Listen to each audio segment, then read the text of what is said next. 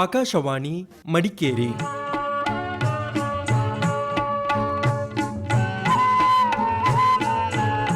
ಹಿರಿಯ ನಾಗರಿಕರೊಂದಿಗೆ ಸಂವಾದದ ಕಾರ್ಯಕ್ರಮ ಹಿರಿಯ ಜೀವಗಳ ಭಾವ.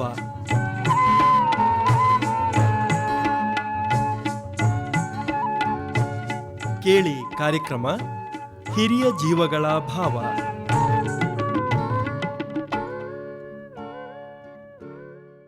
ಕೇಳುಗರೆಲ್ಲರಿಗೂ ನಮಸ್ಕಾರ. ಇವತ್ತಿನ ನಮ್ಮ ಹಿರಿಯ ಜೀವಗಳ ಭಾವ ಕಾರ್ಯಕ್ರಮದಲ್ಲಿ ಮಡಿಕೇರಿಯ ಗೌರಮ್ಮ ಮಾದಮ್ಮಯ್ಯ ಅವರೊಂದಿಗೆ ಸಂದರ್ಶನ ಕೇಳುವಿರಿ. ನಮಸ್ಕಾರ ಅಮ್ಮ, ನಿಮ್ಮ ಪರಿಚಯ ಮಾಡ್ಕೊಳ್ಳಿ ಅಮ್ಮ. ನಾನು ಗೌರಮ್ಮ ಮಾದಮ್ಮಯ್ಯ ಅಂತ, ನಾಳೆ ಮಂಡ ಅಪ್ಪಣಮಯ್ಯ ಸಾವಿತ್ರಿಯವರ 3ನೇಯ ಮಗಳು.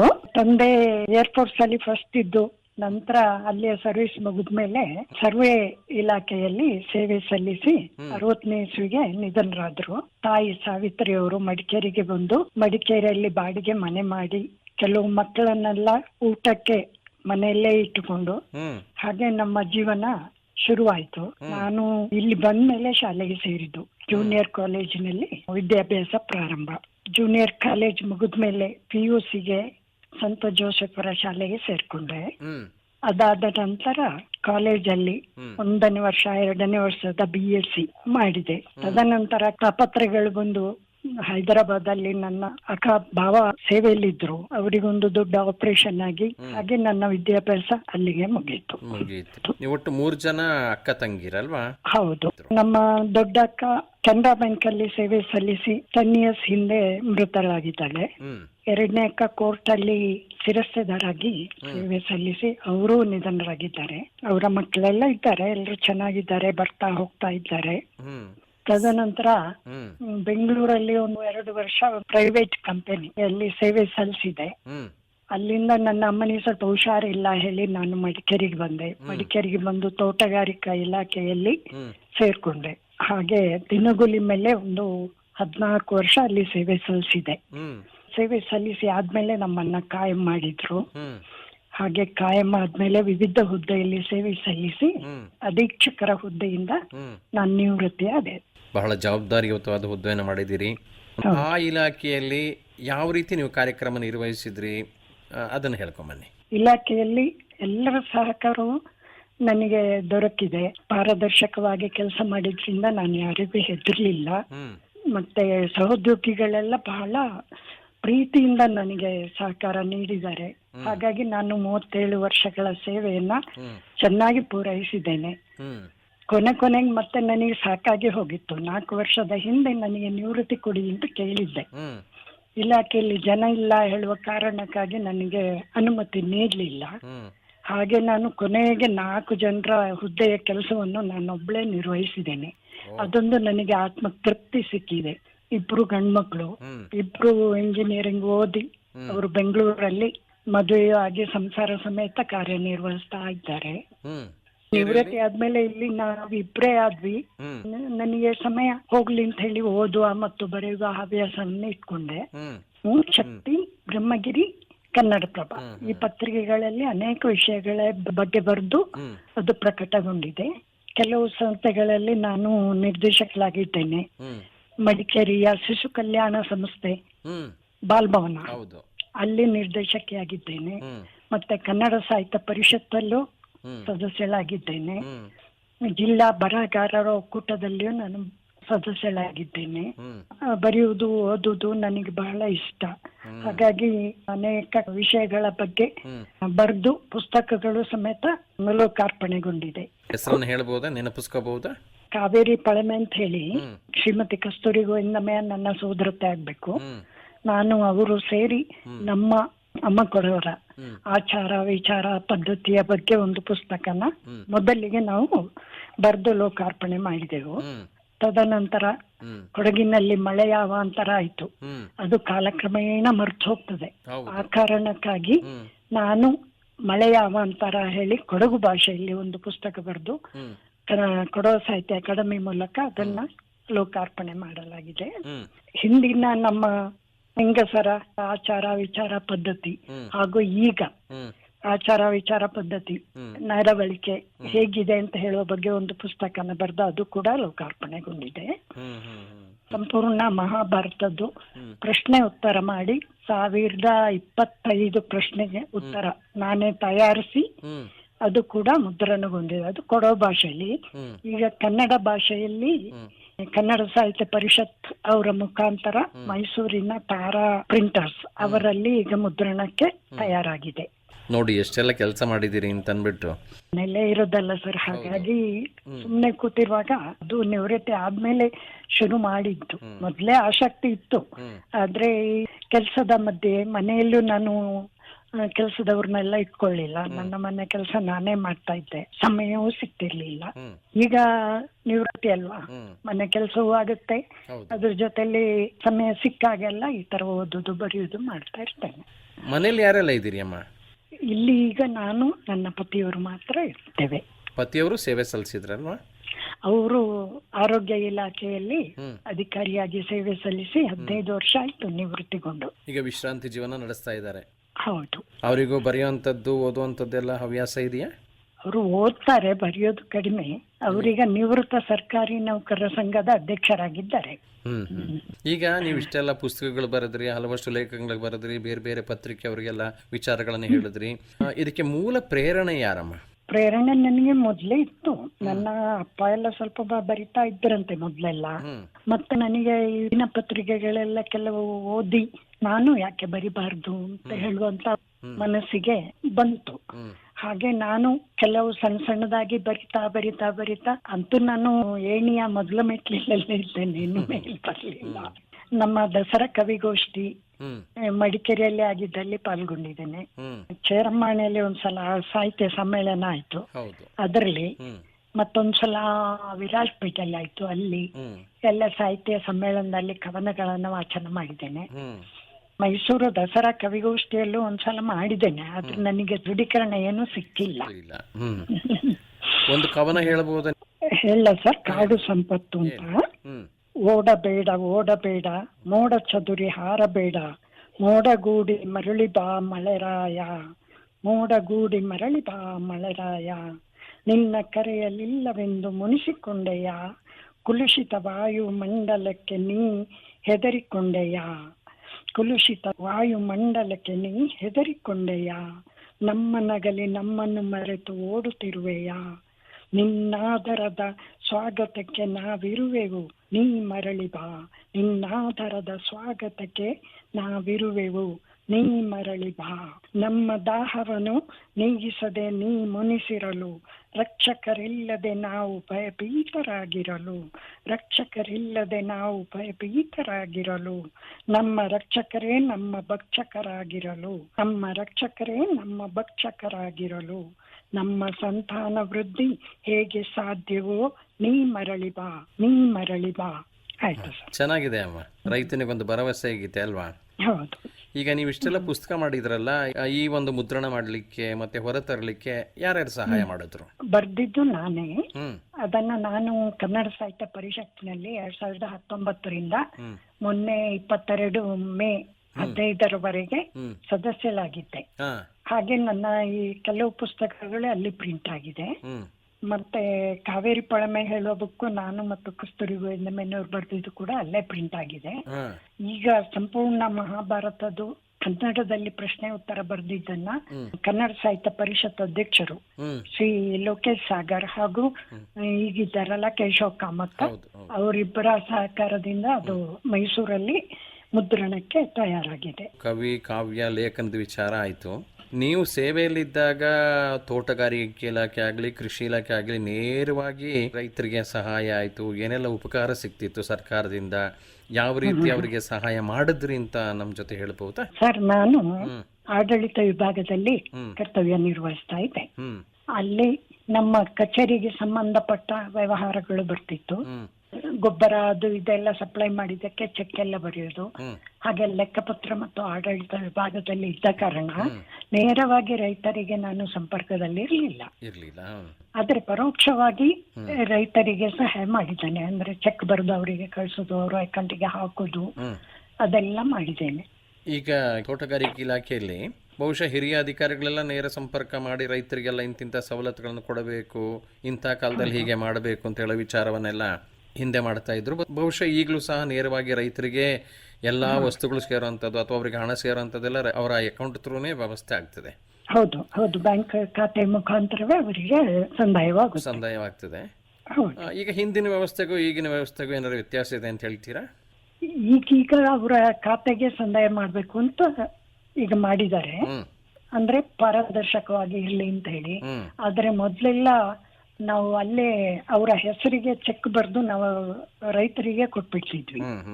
ಅದನ್ನ ಅವ್ರು ತಗೊಂಡೋಗಿ ಬ್ಯಾಂಕ್ ಖಾತೆಗೆ ಹಾಕ್ತಿದ್ರು.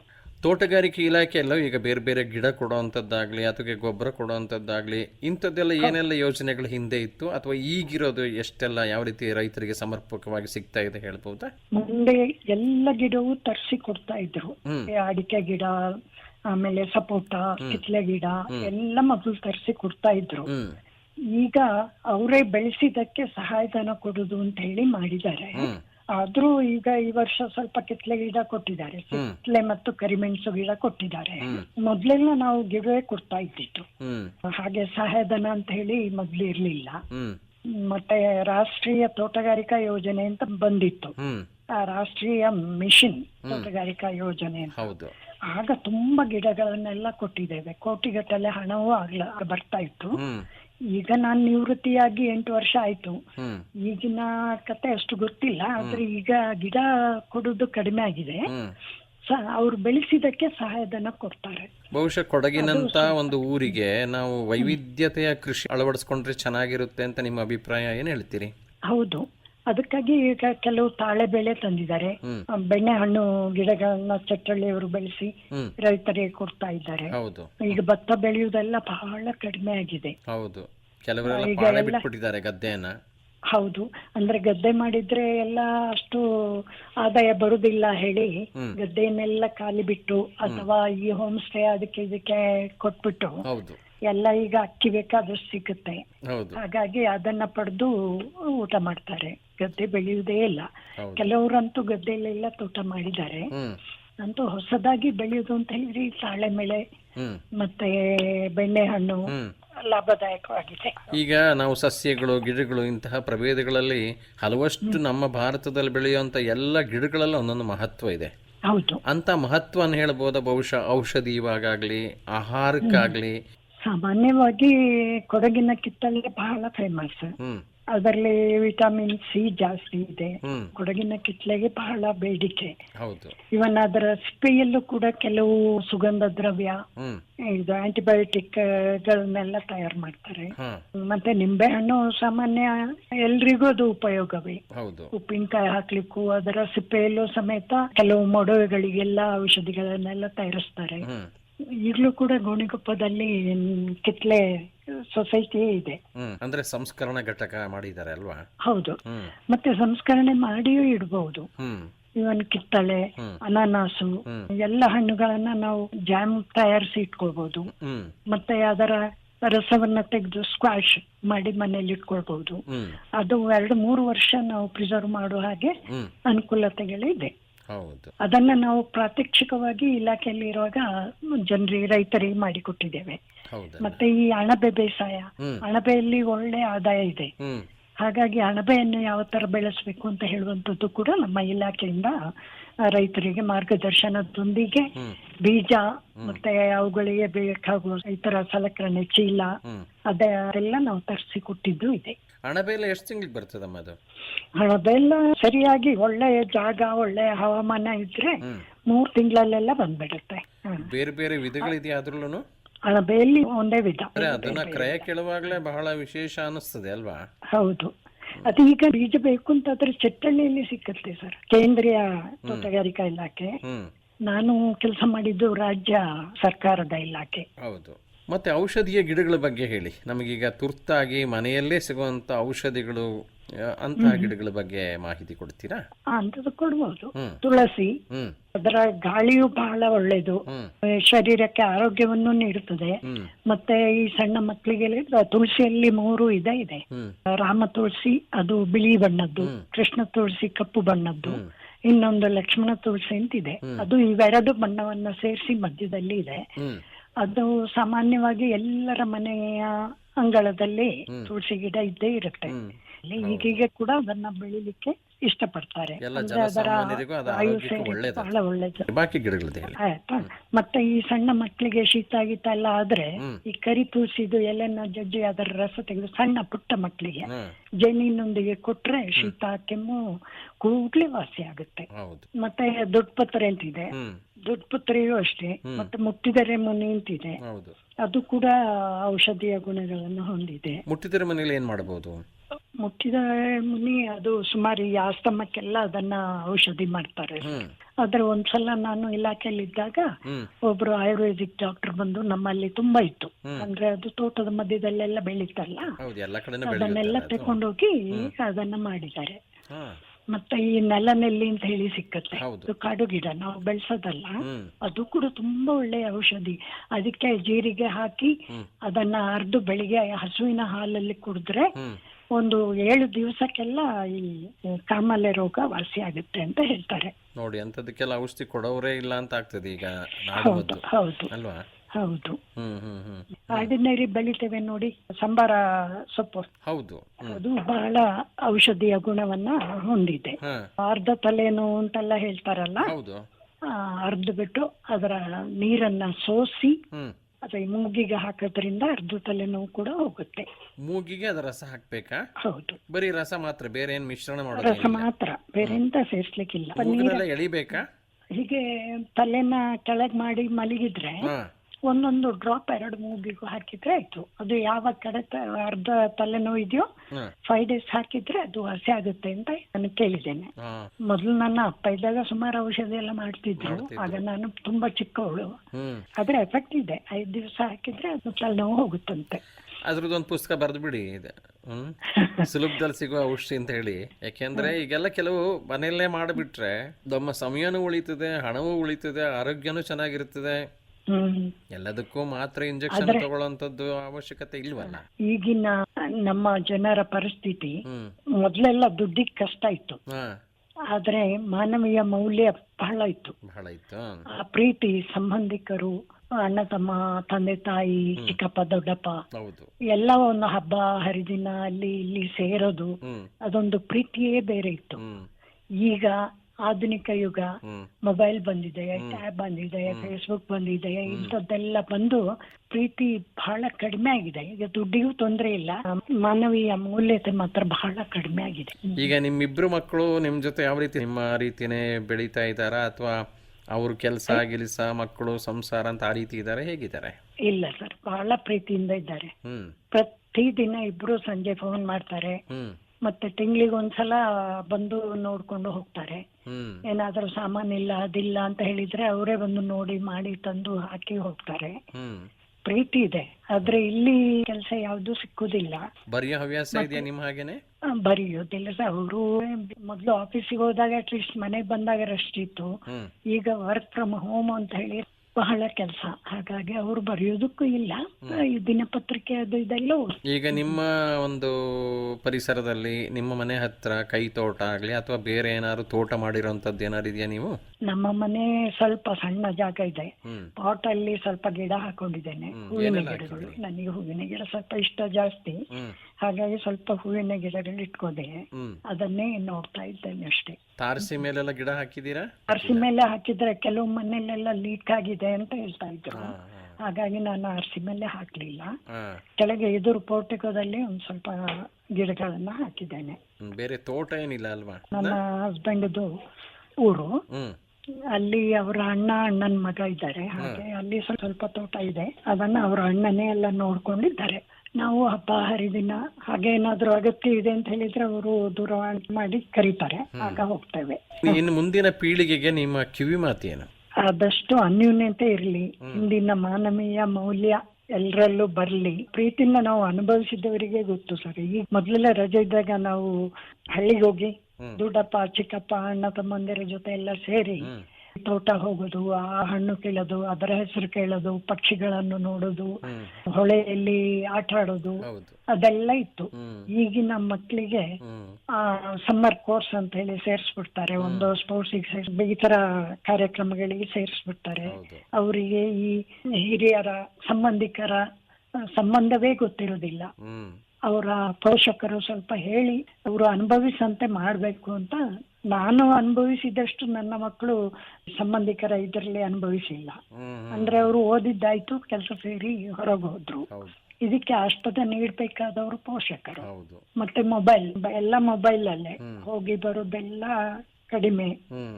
ಮತ್ತೆ ಸುಮಾರು ಕಡೆ ನಾವೀಗ ನೋಡಿದ್ದೇವೆ, ಪೇಪರ್ ಅಲ್ಲಿ ಓದ್ತೇವೆ, ಈ ಬೇಡದ್ದೇ ನಡೀತದೆ.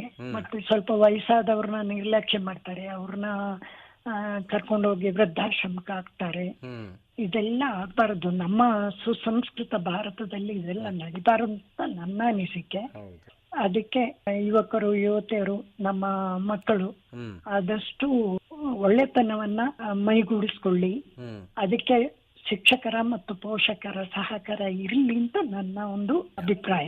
ತುಂಬಾ ಸಂತೋಷ ಆಯ್ತು ಗೌರಮ್ಮ ಮಾದಮ್ಮಯ್ಯನವರೇ, ನಿಮ್ಮ ಜೊತೆ ಮಾತಾಡಿ. ನಿಮ್ಮ ಬಾಲ್ಯದ ಅನುಭವಗಳು, ನಿಮ್ಮ ವೃತ್ತಿ, ಅದೇ ರೀತಿ ನಿವೃತ್ತಿ ಆದ ನಂತರ ಮಾಡಿರ್ತಕ್ಕಂಥ ಸಾಧನೆಗಳು, ಪುಸ್ತಕ, ಹಾಗೇನೆ ಬೇರೆ ಬೇರೆ ಚಟುವಟಿಕೆಗಳು, ಹಾಗೆ ಬೇರೆ ಬೇರೆ ಸಂಘ ಸಂಸ್ಥೆಯಲ್ಲೂ ಕೆಲಸ ಮಾಡ್ತಾ ಇದ್ದೀರಿ. ಒಳ್ಳೆಯದಾಗಲಿ, ಮುಂದಿನ ಜೀವನನೂ ಚೆನ್ನಾಗಿರಲಿ. ಆಕಾಶವಾಣಿಯೊಂದಿಗೆ ಬಹಳ ವಿಶೇಷ ರೀತಿಯಲ್ಲಿ ಮಾತಾಡಿದಿರಿ. ಧನ್ಯವಾದಗಳು. ಧನ್ಯವಾದಗಳು ಸರ್ ನಿಮಗೂ.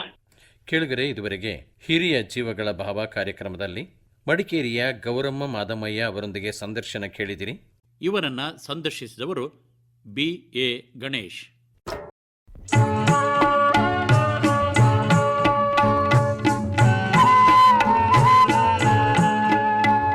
ಇದುವರೆಗೆ ಕಾರ್ಯಕ್ರಮ ಹಿರಿಯ ಜೀವಗಳ ಭಾವ ಕೇಳಿದಿರಿ.